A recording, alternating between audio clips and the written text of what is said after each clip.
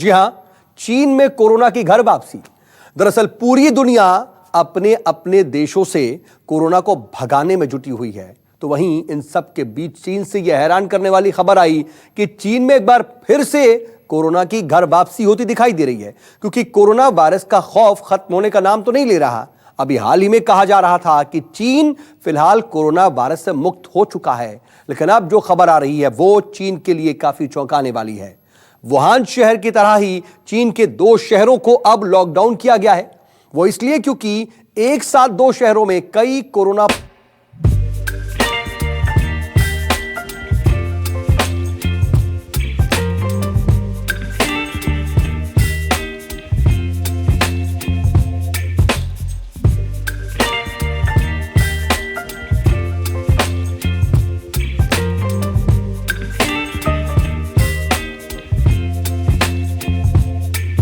Baby, you give me ice and fire. You're giving me wind and rain. You're some kind of butterfly. Baby, you give me midnight. You whip up my appetite.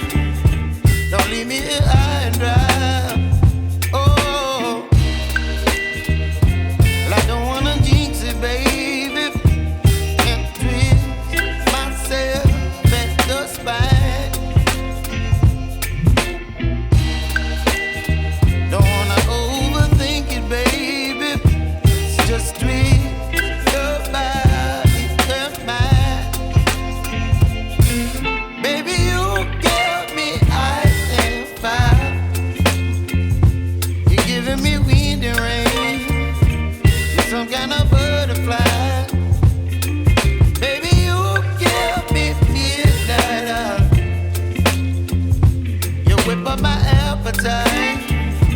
Don't leave me here high and dry.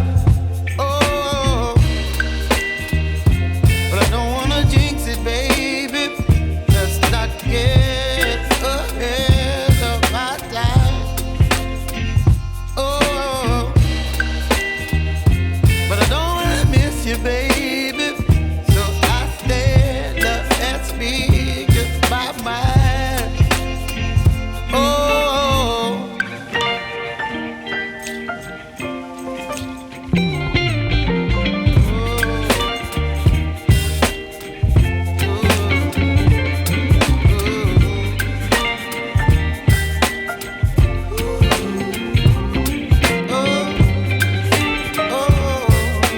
Corona का नया केंद्र बन गई है। बताया जा रहा है कि यहां कोरोना के मामले बढ़ते जा रहे हैं। एक रिपोर्ट के मुताबिक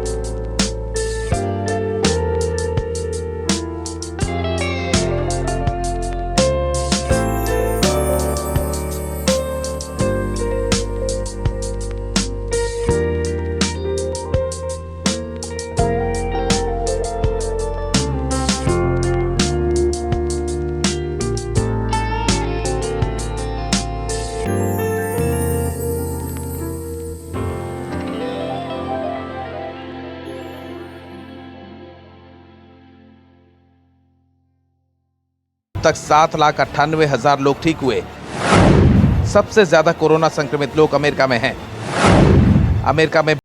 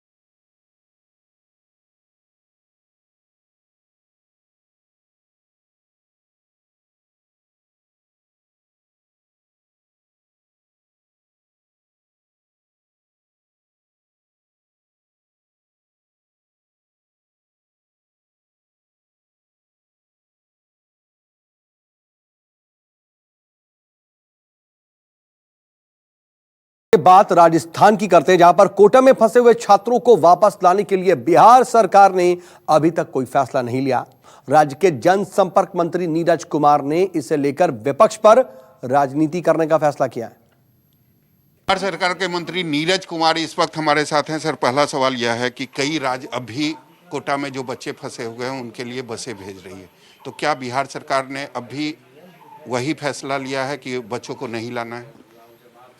आदरणीय प्रधानमंत्री नरेंद्र मोदी जी पूरे देश के स्तर पर कोरोना वायरस के संभावित खतरे की समीक्षा करते हैं और परसों ही आदरणीय प्रधानमंत्री जी ने जहानाबाद के पंचायती राज के प्रतिनिधि से बात करते हुए कहा कि प्रवासी से बात होती है तो हाँ, वो क्या बोलते हैं, तो कहते हैं आने के लिए, तो हम कहते हैं कि आइएगा तो क्वारंटाइन होइएगा, तब वो कहते हैं प्रवासी की नहीं क्वारंटाइन नहीं, तो प्रधानमंत्री जी इस पर कहते हैं कि आप उन लोगों से सीधा संवाद करते रहिए, गांव के लोग अगर बात करिएगा, ये परेशानी है, परिवार से दूर हैं।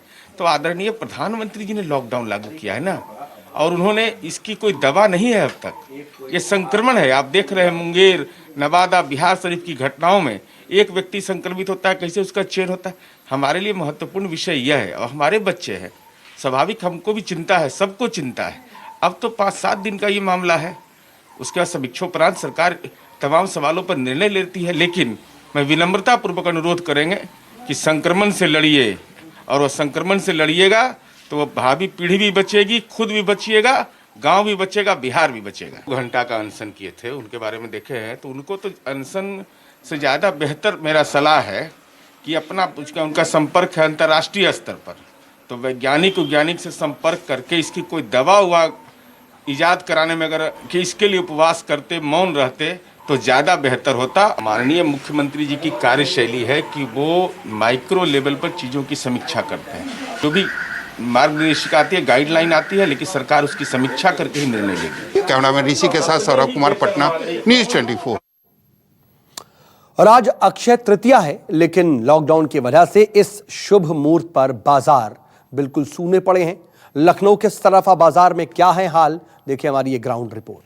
इस वक्त मैं राजधानी लखनऊ के चौक सराफा बाजार के ठीक बाहर मौजूद हूं, और अक्षय तृतीया के मौके पर हर साल इस चौक सराफा बाजार में बहुत जबरदस्त भीड़ देखने को मिलती थी, लेकिन इस बार तस्वीर पूरी तरह से उल्टी नजर आ रही है, क्योंकि इस बार लॉकडाउन होने के कारण चौक सराफा बाजार पूरी तरह से बंद रखा गया है।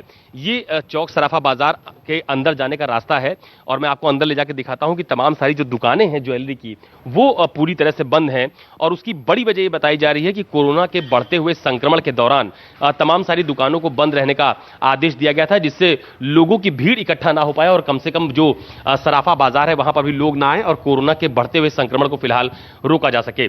दरअसल अक्षय तृतीया तृतीया के मौके पर इस चौक सराफा बाजार में बहुत जबरदस्त भीड़ होती है और सिर्फ इसी बाजार में नहीं बल्कि अलग अलग जो ज्वेलरी के बड़े बड़े शोरूम है या फिर महानगर का जो सराफा बाजार है वहां पर भी बहुत जबरदस्त भीड़ होती है। लोग अक्षय तृतीया के मौके पर ज्वेलरी की खरीदारी भी करते हैं, लेकिन इस बार पूरी तरह से सन्नाटा इस चौक सराफा बाजार में देखने को मिल रहा है। और सबसे अहम बात यह है कि इस बार लोग दुकान पर जाकर सीधे ज्वेलरी की खरीदारी नहीं कर पाएंगे। हालांकि जो सराफा व्यापारी हैं उनके जो परमानेंट कस्टमर हैं उनकी तरफ से ये ऑनलाइन खरीदारी की एक सुविधा इस बार शुरू की गई है और ये कहा गया है कि जिसको भी ज्वेलरी की खरीदारी करनी है वो उनके अकाउंट में 20% जो रकम है वो ट्रांसफर कर सकते हैं और उसके बाद ज्वेलरी की बुकिंग कर दी जाएगी और लॉकडाउन समाप्त होने के बाद वो ज्वेलरी उनको डिलीवर की जाएगी। तो ये सुविधा फिलहाल इस बार दी गई है कि जो लोग अक्षय तृतीया के मौके पर ज्वेलरी की खरीदारी करना चाहते हैं वो ऑनलाइन खरीदारी के माध्यम से फिलहाल खरीद कर सकते हैं। कोरोना का एक बड़ा प्रभाव इस बार अक्षय तृतीया के पर्व पर भी देखने को मिल रहा है। कैमरा पर्सन संजीव गोसाई के साथ अशोक तिवारी, लखनऊ, न्यूज़ 24। अगर आपको हमारा ये वीडियो पसंद आया हो तो इसे लाइक और शेयर जरूर करें। अगर इस वीडियो पर आपकी कोई राय है तो नीचे कमेंट भी कर सकते हैं। और हाँ, देश और दुनिया की तमाम खबरों से वाकिफ रहने के लिए अभी सब्सक्राइब करें न्यूज़ 24 का यूट्यूब चैनल। न्यूज़ 24, निष्पक्ष खबरें।